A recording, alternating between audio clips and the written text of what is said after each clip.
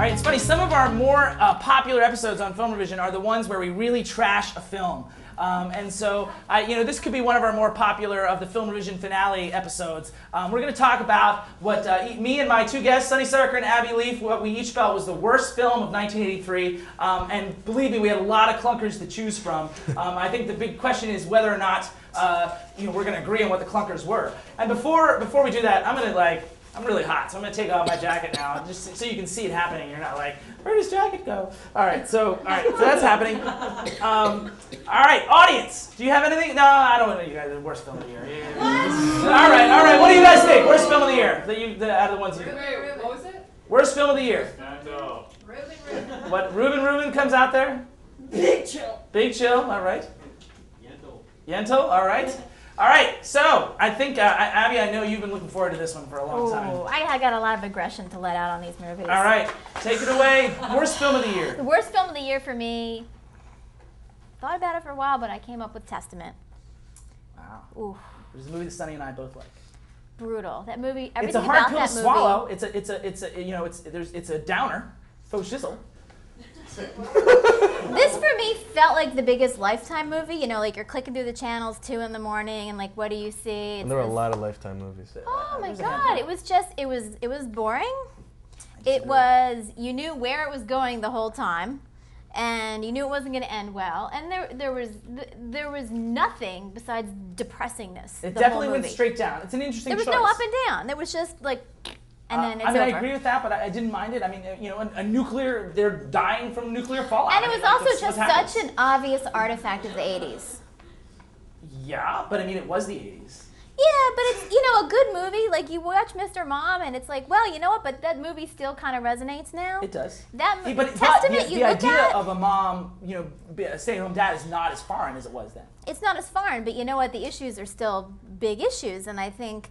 Nuclear war is not an issue, but war is still an issue. I mean, certainly nuclear testing is still going on. I hated every minute of sitting through this movie. I'm going to let you argue with her a little bit, because I know how you feel about it. I think there was a lot of good stories associated with that. There was like a tenderness to the movie.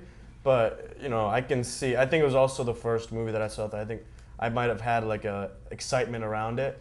So, movies 20 to 25, I probably didn't approach with the same excitement and zeal that I probably approached Testament. But I can see that. But I thought Testament had a good story. I thought there was some good character development. I thought there was some tenderness to it. And you picked Jane Alexander as your best actress. It was short. That was a plus. But also, I believe at the show you called it inspiring. It was. I thought it was inspiring. So. All right, so we already have some disagreement. Sunny, worst film of the year. I have a feeling where you're going with this. So the one you were thinking of was, so John and I talked a couple weeks ago, and I really against the rules. And I saw this movie. I hated it. It was Dresser. I thought it was dumb. Like there were some movies that I think Betrayal should have just Betrayal should have stayed to be a play, and I think The Dresser maybe should have been a play, or it's not a movie. I mean, there's like a lot of good things in it, but it's boring. So what was your worst film of the year? Yentl was the worst movie I've ever seen in my life. I'm not even kidding you. I saw it, and John, I was incredibly short-sighted. I think that is just really, really inane. No, you know what Yentl is? Yentl is like, you know that South Park episode where it's a smuggler where they sit around and smell their own farts?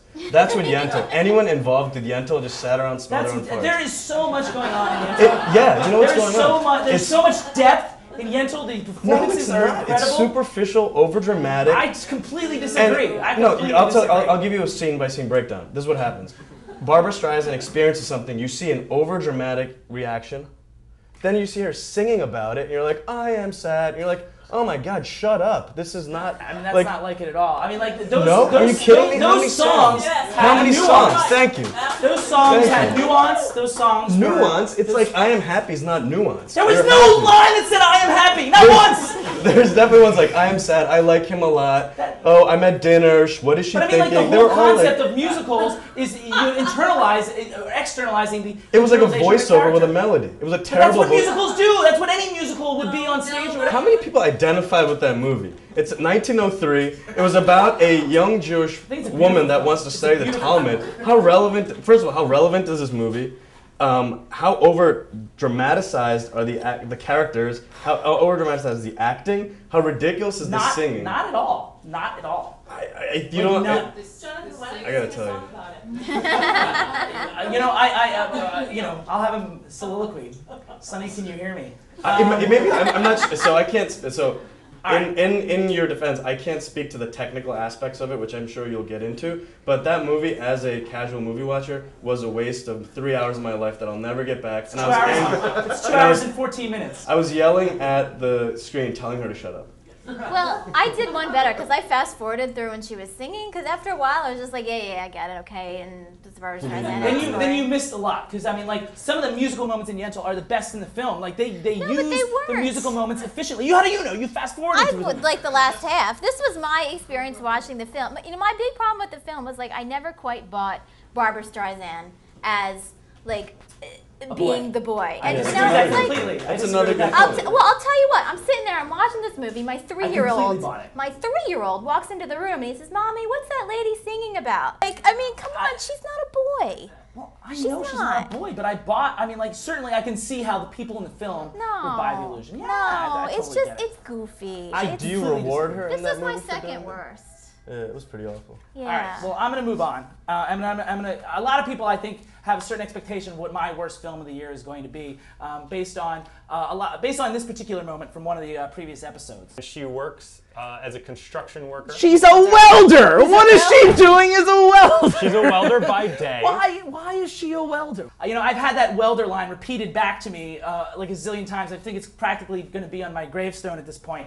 We certainly did have a lot of negative things to say about Flashdance, and Flashdance would probably be my second worst film of the year. But a film that I thought was even worse because Flashdance had a lot of technical merit to it. There was a lot of craft involved with Flashdance, as dumb as the story was. There was nothing good going on for me in the film Heart Like a Wheel. I mean, talk about a Lifetime movie. I mean, this film wouldn't even work on Lifetime. It was so borderline kitsch. I mean, just bad script, bad dialogue, mostly bad performances, and some definitely bad direction, bad music. The whole thing I thought was a terrible shame. And here's why: because I know that the story of Shirley Muldowney is a fascinating one. For those of you who don't know, The Heart Like a Wheel is about the first female race car driver, Shirley Muldowney, and the film, there's a story there that she had a journey and it was exciting, and the filmmakers muffed it. And as far as I'm concerned, a good story is a terrible thing to waste, and this film definitely did it as far as I'm concerned. So, that Heart Like a Wheel is my worst film of the year. I mean, you guys love it? I'm not willing to defend that movie, that's for sure. Yeah, I think the only good thing out of that movie was I think Beau Bridges was like pretty good. That's when I said mostly bad performances. But, the story was good. I don't know. I don't know if I'd watch it again, but I didn't want to throw my remote at it. I just knew this one was going to be a hot topic. We very differing opinions on the worst film of 1983. Things turn back to a more positive light in the next episode of the Film Vision finale extravaganza. When we do start talking about once again the best of 1983, we're going to do our top 5 countdown, starting with number 5. That's next time on Film Vision.